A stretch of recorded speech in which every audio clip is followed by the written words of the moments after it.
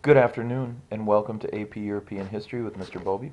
Today we will be discussing Chapter 26, Section 3, Western Imperialism. As always, we'll be using the McKay, Hillenbuckler text, 7th edition. The New Imperialism, 1880 to 1914.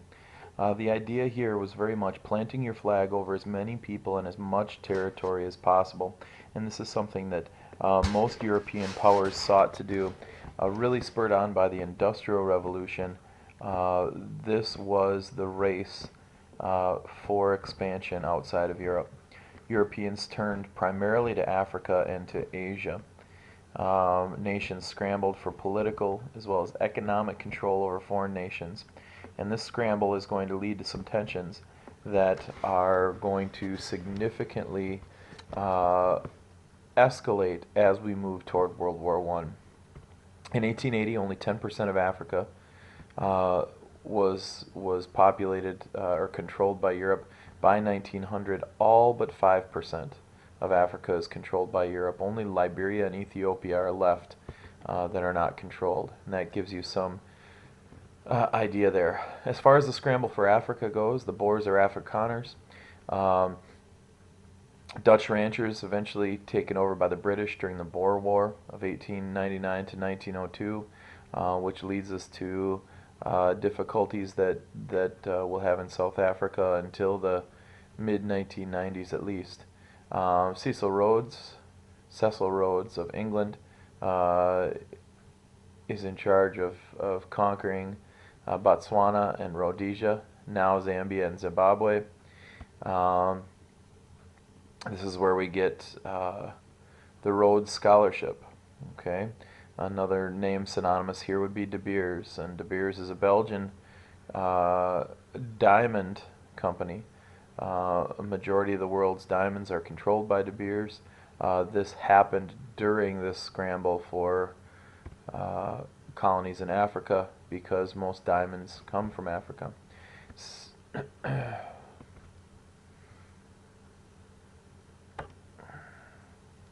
Pierre de Brazza is from France, and he focuses France on Central Africa.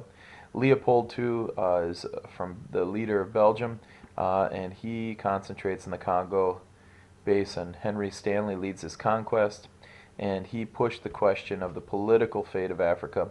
Leopold II is most notorious as the most cruel leader um, to colonize in Africa. So, what is going to happen? How are things going to be divided up? And the question here is presented at the Berlin Conference of 1884-85. It's led by Ferry and by Bismarck. And the idea is termed effective occupation. No single European power would be able to control the continent.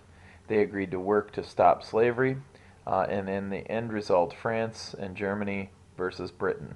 Okay, very much like it would be was in the Industrial Revolution, and it's going to lead to all kinds of animosity between the between the groups. Going back to effective occupation, that's a very important aspect of the Berlin Conference, and it's the idea that you have the ability to control the people of a region, and that will make that region yours. If you do not, it may be disputed and moved in on by other European colonizing powers. The Battle of Omdurman. British General Horatio Kitchener, 1898. He gunned down over 11,000 Muslim tribesmen. This exemplifies the bloody process of imperialism when natives resisted. The British finally gained control of the Upper Nile in Sudan after the French pull out at Fashoda. And this is part of an idea here, the Fashoda crisis. It's mentioned, and I suggest that you study up and read up on it. Just one of the many conflicts between the French and the British over parts of Africa. Imperialism in Asia. The Dutch extended control in East Indies while the French took Indochina. Most Asians fled from plantation and gold mine labor to seek opportunities in towns. Uh, Asia is also a place that Russia and the United States also expanded into. Russia moves into the Caucasus and Central Asia as well as China, and the U.S. takes Philippines from Spain. They put down a revolt led by Philippine patriots and occupy that country for a long time to come. Causes of new imperialism. I sometimes simplify it down to the three G's: God, gold, and glory. Out of those, though, the God or the religious aspect is really the least important of those aspects. Economic motives, trade opportunities, sometimes limited by a nation's wealth, political and diplomatic factors, such as national security and political and military power, nationalism, racism, and social Darwinism. Okay. German historian Treitschke claims that colonies are essential to show racial superiority and national greatness, and this really ties into that idea that we've covered a few chapters previous on Darwinism, kind of the survival of the fittest, and that some people are much more highly evolved than others. That idea of social Darwinism. Western technology and military superiority foster this imperialism.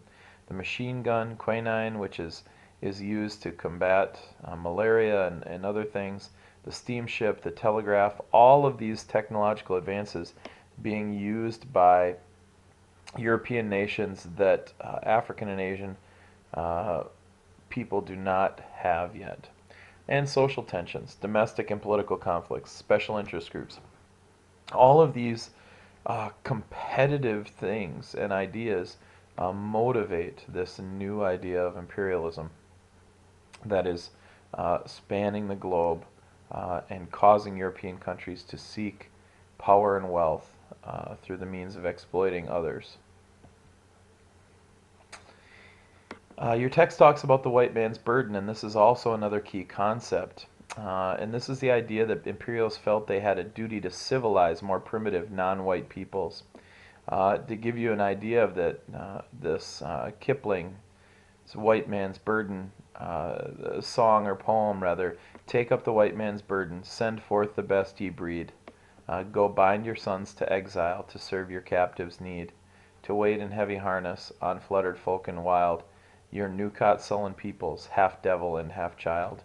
Really, that last part there, half devil and half child, really exemplifies how many Europeans saw people of color at this time, and that it was their duty. They saw this as some of that justification we talked about in previous lectures, in that this colonization, this subjugation was actually justified as a blessing for these people. The spread of Christianity. Occasional success was had in spreading Christianity, specifically in sub-Saharan Africa. There was a general failure, however, in India, China, and the Islamic world. And many missionaries were held back by their own racism, which repelled natives, and by preaching ineffectively to people with well-established religious beliefs. And as I noted before, um, religion was not a primary factor, but it was a pretty significant factor that drew many Europeans to uh, other countries in attempts to help spread Christianity as one of the more minor motives of imperialism. And finally, critics of imperialism. One of those most important critics of imperialism was J.A. Hobson. He was a British economist. Um, Others were Labouchere and Conrad. Hobson believed that imperialism was a result, excuse me, of capitalism, that only special interest groups benefit from the colonies, the rich essentially getting richer. Others condemned on moral grounds. Some rebelled against crude social Darwinism of imperialists. They accused imperialists of a double standard, liberty and equality at home, yet military dictatorship and discrimination in the colonies. All of these things started to rise up in the late 1800s as people criticized some of the irony behind Europeans subjugating all of these other groups of people from different areas.